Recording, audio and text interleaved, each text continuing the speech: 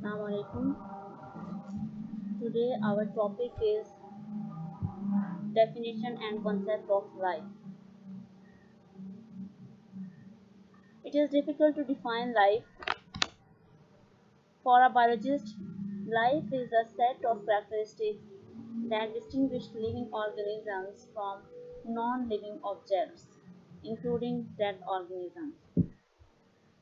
It means that there are a certain set of characteristics that life possesses, whereas non-living objects have no such characteristics. So, first characteristic is living organisms are highly organized, complex entities. इसका मतलब ये है कि living organisms का जो structure है और उनकी जो डेवलपमेंट है वो हाईली ऑर्गेनाइज्ड हैं और ये कॉम्प्लेक्स एंटिटीज़ हैं जिनका अपना लाइफस्टाइल है, स्टैंडर्ड है। और अल्लाह ताला ने भी कुरान शरीफ में हमें इंसानों को अशरफुल मखलूक़ात कहा है। और जो नॉन लिविंग ऑब्जेक्ट्स हैं ना वो खुद से ग्रो कर सकती हैं, ना वो खुद से अपने साइज़ को इंक्रीज़ कर सकती हैं, ना रिप्रोड्यूस कर सकती हैं। तो लाइफ को डिफाइन करने के लिए सर्टन कैरेक्टरिस्टिक्स हैं जिनके नज़र डालनी होगी।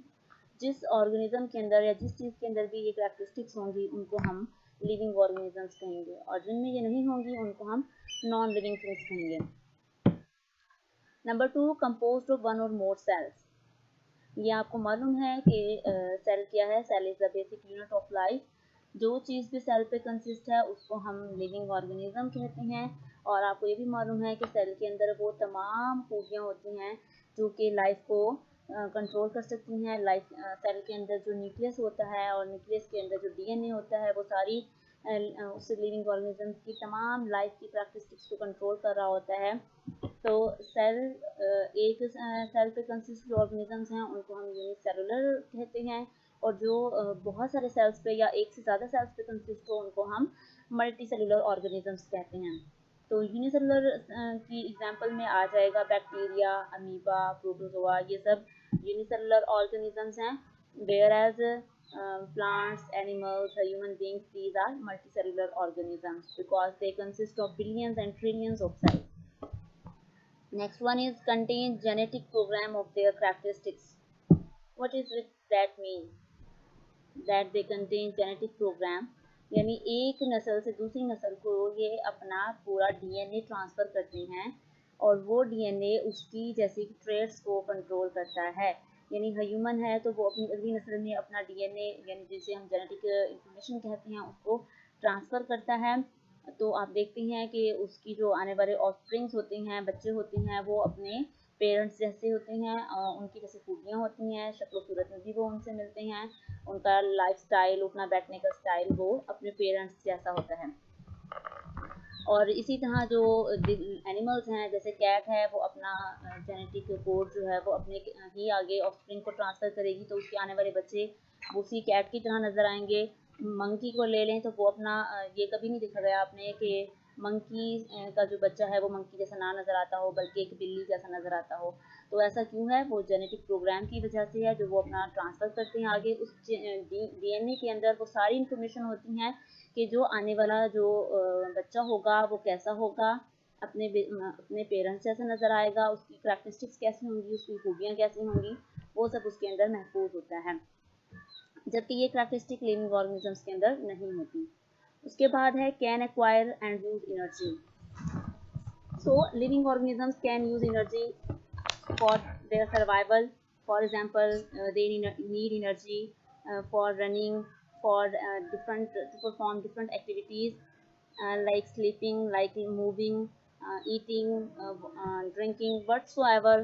आपको कुछ भी काम करने की ज़रूरत है तो आपके लिए एनर्जी का मौजूद होना बहुत ज़रूरी है, और ये एनर्जी आपको अपनी खुराक से हासिल होती है। जो भी हम खाते हैं वो एनर्जी की फॉर्म में स्टोर हो जाती है, एटीपी की फॉर्म में, और फिर जब हमें काम करना होता है, कोई भी एक्टिविटी परफॉर्म करनी होती है तो उसके लिए हम फिर वो एनर्जी यूज़ करते हैं। Another characteristic of living organism is that can carry out and control numerous chemical reactions. आपने मेटाबॉलिज्म के बारे में पढ़ा होगा मैट्रिक में और एफए में या एफएससी में। साइंस के स्टूडेंट्स को इसके बारे में भी ज़्यादा पता होगा। जो आर्ट्स वाले हैं उनको भी ये बता दूँ मैं कि जो भी हम काम करते हैं या हम जो भी खा पी रहे हैं, हमारी बॉडी के अंदर डिफरेंट रिएक्शंस होते रहते हैं, केमिकल रिएक्शंस होते रहते हैं कि हमने जो भी खुराक ली है उसमें से कार्बोहाइड्रेट को अलग करना है, लिपिड को अलग करना है, प्रोटीन को अलग करना है, फिर उन सब की अलग अलग डाइजेशन होती है और फिर प्रोटीन से जो एनर्जी मिलेगी वो स्टोर होती है कार्बोहाइड्रेट से और लिपिड से। तो इस तरीके से उसके डिफरेंट केमिकल रिएक्शंस होते रहती हैं। इस ओवरऑल केमिकल रिएक्शन के प्रोसेस को हम मेटाबॉलिज्म कहते हैं। तो ये लिविंग ऑर्गेनिजम्स की पहचान है, करैक्टरिस्टिक है कि उनके अंदर मेटाबॉलिज्म होता है कि वो कंट्रोल करते हैं, ठीक है, जो भी उन्होंने खाना पीना है उनकी केमिकल रिएक्शंस कंट्रोल मैनर के अंदर रेगुलेट होते रहते हैं। अगर आप देखते हैं कि अगर आप बहुत ज़्यादा खा लें तो आपको एसिडिटी भी हो सकती है या ओवर ईटिंग करने की वजह से आपको प्रॉब्लम्स आती हैं।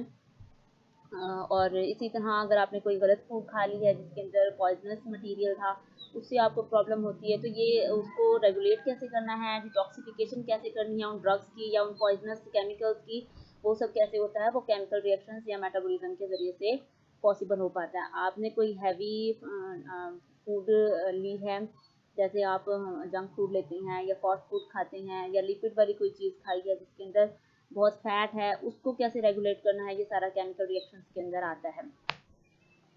Next one is can grow in size.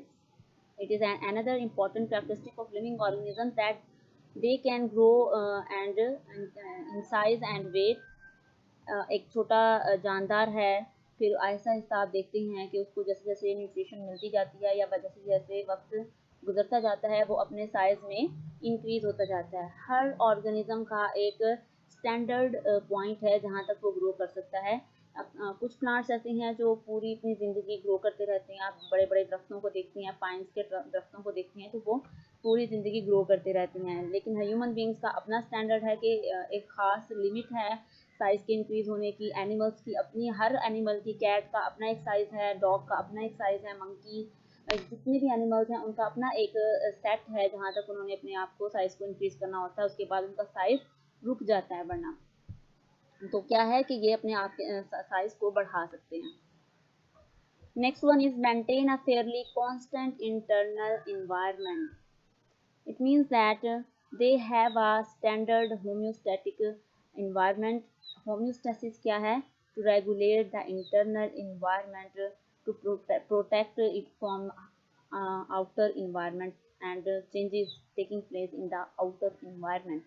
यानी बाहर वाले इन्वायरमेंट में जो जो चेंजेस आ रही हैं, इंटरनल इन्वायरमेंट ने उनके खिलाफ मुजाहमत करनी है, रेजिस्ट करना है कि आपका जो इंटरनल इन्वायरमेंट है वो मेंटेन रहे, सूटेबल या कांस्टेंट सिचुएशन के अंदर रहे। इसको होम्योस्टेसिस कहते हैं। अब जैसे फॉर एग्जांपल आप अपनी एग्जांपल ले लें कि हम जो भी खाना वगैरह खाते हैं या टेम्परेचर की बात कर लें। होम्योस्टेसिस क्या है? आपका टेम्परेचर विद इन रेंज रहे, आपकी इंटरनल बॉडी का पीएच विद इन रेंज रहे, आपका जो ऑस्मोटिक लेवल है यानी जो लिक्विड है हमारी बॉडी के अंदर हर सेल के अंदर, वो एक सर्टेन अमाउंट के अंदर रहे, साल्ट और सोल्यूट्स की कंसनट्रेशन मुनासिब मिकदार में रहे। तो ये सब क्या है, ये होम्योस्टेसिस में आ जाता है। उसके बाद है produce offsprings similar to themselves, कि ये अपने जैसे ऑफस्प्रिंग्स को प्रोड्यूस करते हैं।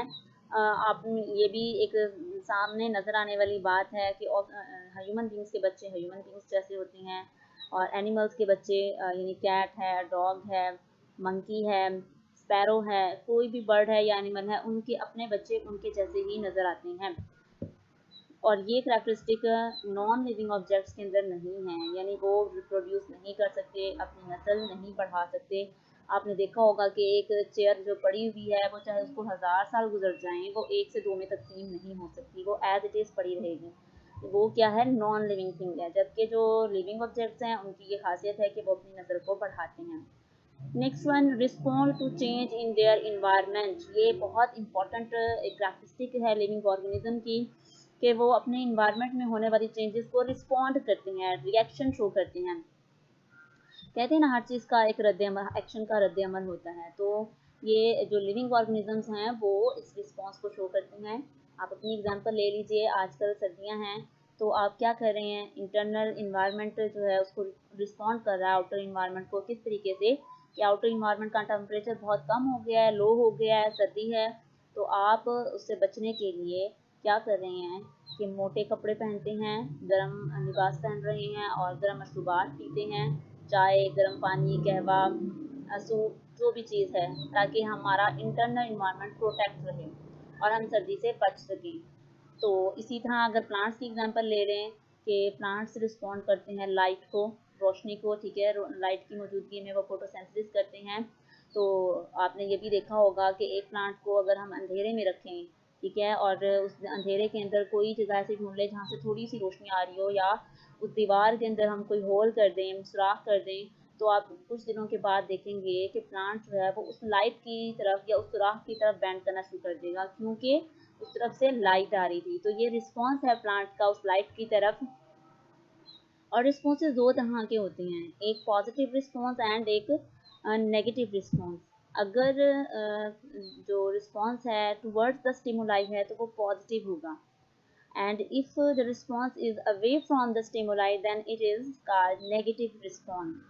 First of all, we should know about stimuli. What is stimuli?